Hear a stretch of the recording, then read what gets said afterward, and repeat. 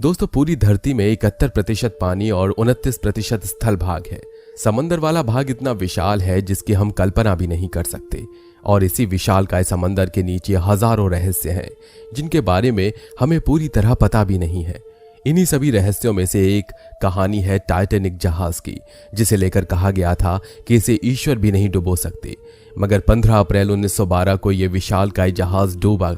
इसके लगभग 73 साल बाद यानी 1985 में इसे ढूंढा गया, लेकिन उसे ढूंढने के 38 साल बाद भी इस जहाज को समंदर से बाहर नहीं निकाला जा सका है। आखिर ये जहाज समंदर से क्यों नहीं निकाला गया, चलिए जानते हैं विस्तार से, जिसे जानकर आप हैरान हो जाएंगे। टाइटैनिक जहाज कभी नहीं डूब सकता, इस भरोसे की अपनी कई वजह थी। इंजीनियर्स के लिहाज से देखें तो यह डिजाइन के आधार पर विकसित पहला जहाज था। जहाज में कई वाटर टाइट कंपार्टमेंट बनाए गए थे, यानी अगर जहाज का कोई कमरा पानी से भर जाए तो वो दूसरे कमरे को डुबो नहीं सकता था। इस जहाज को तैयार करने के दौरान कुछ मुश्किलें भी हुई थी, जैसे जहाज की ऊंचाई कितनी रखी जाए ताकि बिजली के तार और पानी के पाइप ठीक से काम करते रहें। इस पर काफी सोच विचार हुआ। इस पर सोच विचार करने के बाद उन लोगों ने जहाज की ऊंचाई निर्धारित की थी।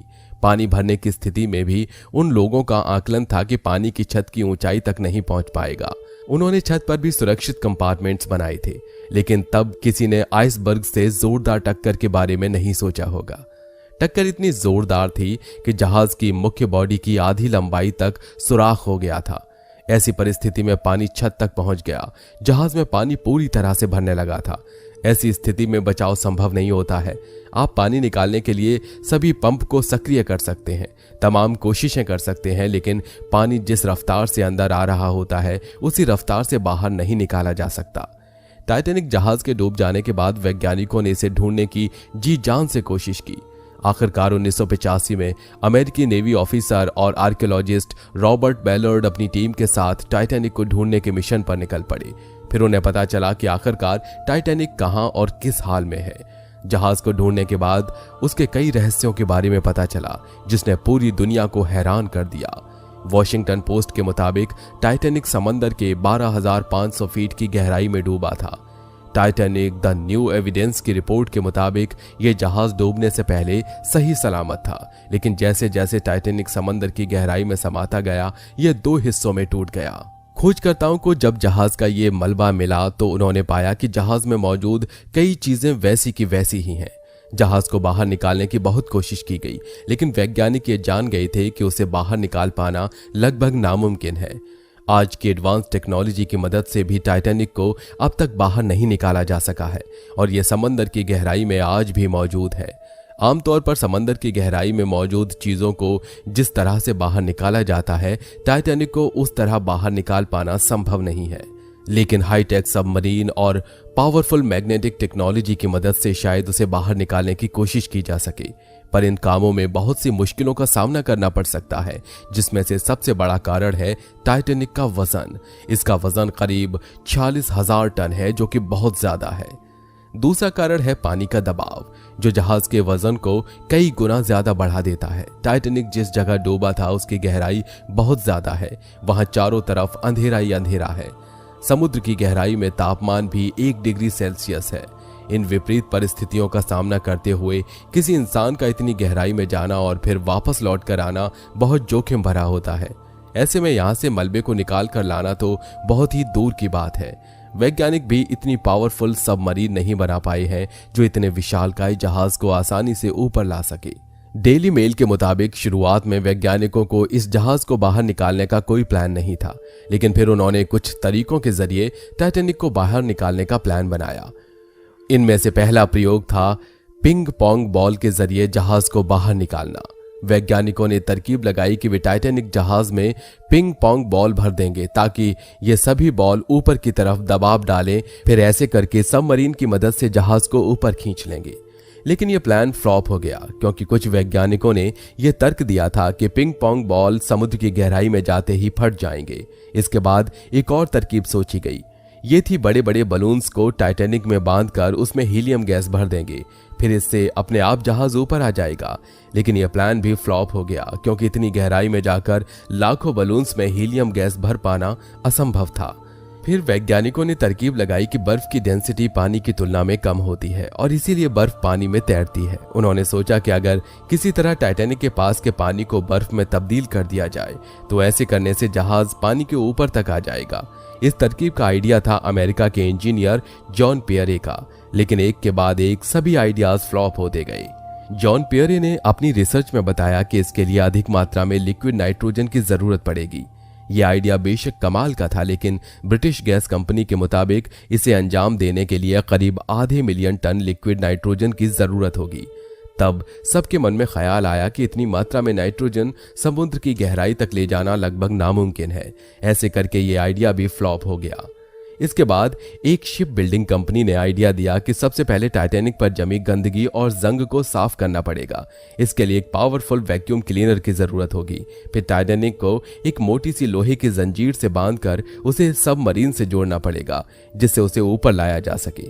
लेकिन इस प्रोजेक्ट को अंजाम देने के लिए 20 मिलियन किलोवाट बिजली की आवश्यकता होगी। लेकिन जिन वायर्स के जरिए बिजली यहां तक पहुंचाई जानी होगी उनके फटने की भी संभावना हो सकती है, इसलिए इस आइडिया को भी यहीं रोक दिया गया। कई कंपनियों ने इसे बाहर लाने का प्लान आगे भी बनाया, लेकिन इसे बाहर लाने में इतना खर्च है कि जिसकी भरपाई भी नहीं की जा सकती। भरपाई अगर होती भी है तो इसके लिए 100 साल से भी ज्यादा का समय लग सकता है। भले इस जहाज से लोगों के इमोशंस जुड़े हैं, लेकिन कोई भी कंपनी इतना पैसा टाइटैनिक को बाहर निकालने के लिए नहीं लगाना चाहती, क्योंकि ये काफी रिस्क भरा हो सकता है। आपको जानकर हैरानी होगी कि टाइटैनिक अकेला नहीं था। इस जहाज को चलाने वाली company white star line company ने बेलफास्ट शहर के हारलैंड और वुल्फ शिपयार्ड को 3 जहाजों को तैयार करने का ऑर्डर दिया था। उम्मीद की जा रही थी कि विश्व स्तरीय डिजाइन टीम द्वारा निर्मित ये तीनों जहाज दुनिया के सबसे लंबे, सुरक्षित और सुविधाओं से युक्त होंगे। इन परियोजनाओं को उस दौर में खूब प्रचारित भी किया गया था। 1908 से 1915 के बीच निर्मित इन जहाजों को ओलंपिक क्लास के जहाज कहा गया था। पहले 2 जहाज को तैयार करने का काम शुरू हुआ था। 1908 में ओलंपिक और 1909 में टाइटैनिक का। तीसरे जहाज जाइगेंटिक का उत्पादन 1911 में शुरू किया गया। हालांकि तीनों जहाज किसी न किसी हादसे में शामिल रहे। ओलंपिक जहाज की सेवा जून 1911 में शुरू हुई थी। उसी साल यह एक युद्धपोत से टकरा गया था। मरम्मत के बाद इसकी सेवा फिर शुरू हुई। पहले विश्व युद्ध के समय ब्रितानी नौसेना ने इनका इस्तेमाल सैनिकों को एक जगह से दूसरी जगह पहुंचाने के लिए किया था। 1918 में यह एक जर्मनी पनडुब्बी से टकरा गया था। मरम्मत के बाद 1920 में फिर इसका इस्तेमाल शुरू हुआ। पुराने और भरोसेमंद माने जाने वाले इस जहाज का इस्तेमाल 1935 तक किया गया। बात करें टाइटैनिक की तो टाइटैनिक ने अपनी पहली यात्रा 10 अप्रैल 1912 को शुरू की थी। साउथहैम्पटन बंदरगाह के बाहर यह एक अन्य जहाज से टकराते टकराते बचा था और 14 अप्रैल को यह ऐतिहासिक हादसे का शिकार हो गया। अपने समय में ये तीनों जहाज काफी विशालकाय थे, लेकिन आज की तुलना में ये बहुत छोटे कहे जाएंगे, क्योंकि आज के जहाजों की तुलना में वे केवल नौका भर थे। एक रिपोर्ट के मुताबिक टाइटैनिक का मलबा समुद्र में अब तेजी से गल रहा है। ऐसे में उसे बाहर निकालकर कोई भी फायदा नहीं होगा। आने वाले 20 से 30 सालों में टाइटैनिक का मलबा पूरी तरह गल जाएगा और समुद्र के पानी में घुल जाएगा। समुद्र में पाए जाने वाले बैक्टीरिया टाइटैनिक के लोहे को तेजी से खा रहे हैं, जिस वजह से उसमें जंग लग रही है। ये समुद्री बैक्टीरिया रोजाना लगभग 180 किलो मलबा खा जाते हैं। ऐसे में टाइटैनिक की उम्र अब ज्यादा नहीं बची है, इसलिए इसके मलबे को बाहर निकालना समझदारी नहीं होगी। मगर यह भी सच है कि अब भले ही कुछ सालों में यह शिप समंदर के अंदर से गायब हो जाए और इसका नामो निशान न बचे, लेकिन फिर भी टाइटैनिक की कहानी और रहस्य आने वाली पीढ़ियों का ध्यान अपनी ओर खींचेगी।